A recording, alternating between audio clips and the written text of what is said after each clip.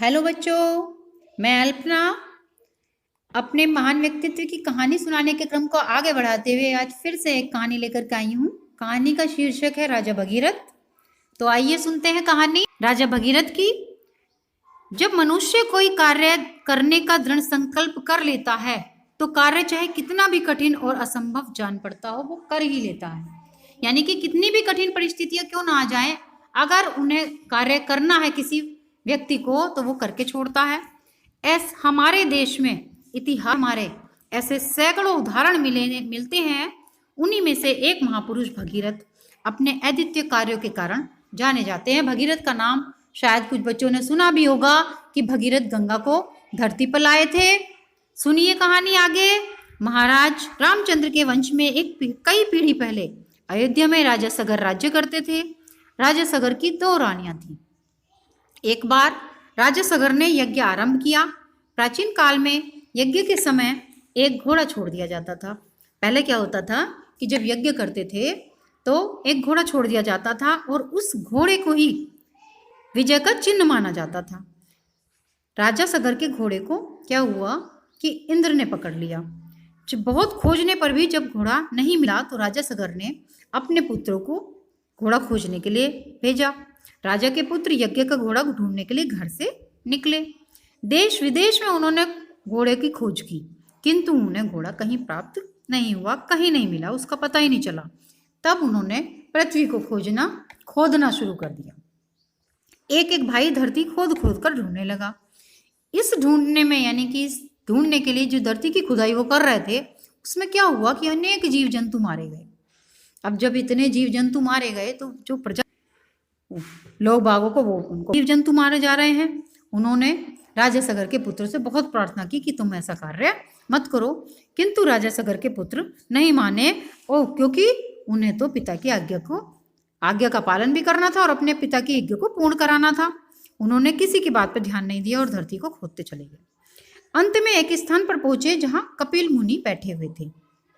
वहीं कपिल मुनि के पास ही क्या था कि उन्होंने देखा कि उनका घोड़ा जो है वो वहीं बैठ। तो अब उन्होंने सोचा कि अरे हमारे पिताजी के यज्ञ को खराब करने के लिए इन्होंने ही ये घोड़ा पकड़ लिया है, जिससे कि हमारे पिताजी का यज्ञ पूरा ना हो।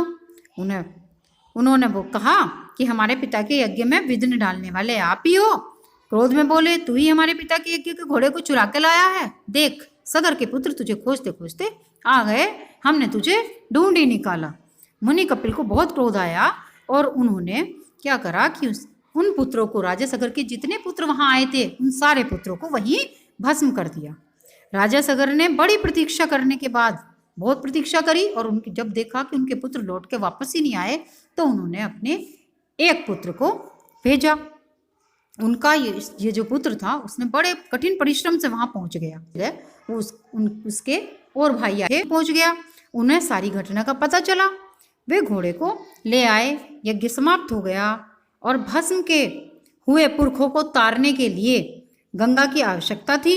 अब इसके बाद ये प्रश्न भी था कि गंगा जो भस्म हुए हैं पुत्र उनको तारना था, उसके लिए तारेंगे कैसे कि गंगा की जरूरत थी। तभी पवित्र होते। गंगा को लाए कौन, पृथ्वी पर कौन लाए, ये बड़ा प्रश्न था। तो सगर के पश्चात उनके वंश के अनेक लोगों ने बहुत तपस्या की, किंतु कोई भी गंगा को धरती पर लाने में समर्थ नहीं हुआ। अंत में सगर के प्रपौत्र हुए एक, उनका नाम था भगीरथ। भगीरथ ने प्रतिज्ञा की कि मैं गंगा की धारा को बहाकर लाऊंगा। भगीरथ विख्यात महाराज दिलीप के पुत्र थे। इन्हें अपने पितामहों की कथा को सुनकर बहुत दुख हुआ।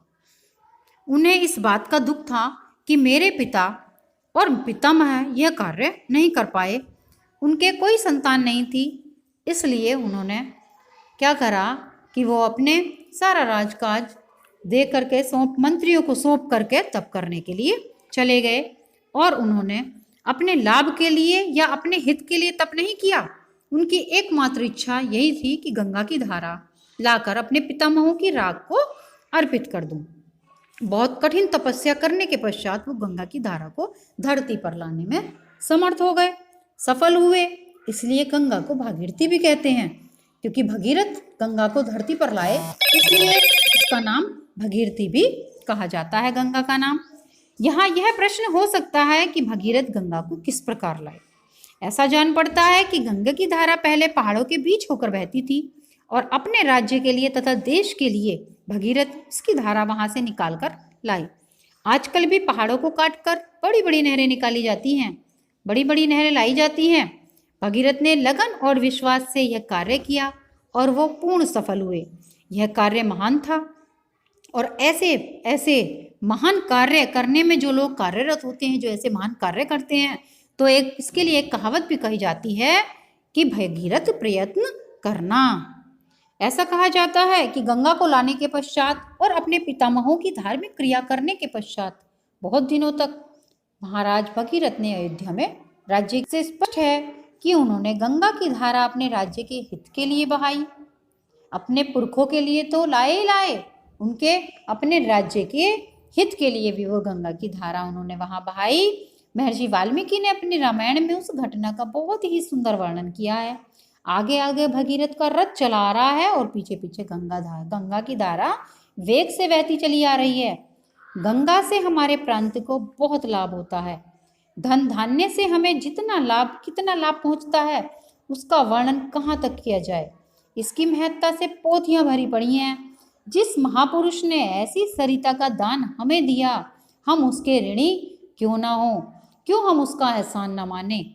भगीरथ जी के कार्य का महत्व हम इस बात से समझ सकते हैं कि यदि आज गंगा न होती तो हमारी क्या स्थिति होती, ऐसा आप स्वयं समझ सकते हैं। भगीरथ एक महान राजा ही नहीं थे, एक महान व्यक्ति भी थे और उन्होंने मानवता के हित के लिए सब कुछ किया। चिरकाल तक मानवता उनकी ऋणी रहेगी। धन्यवाद।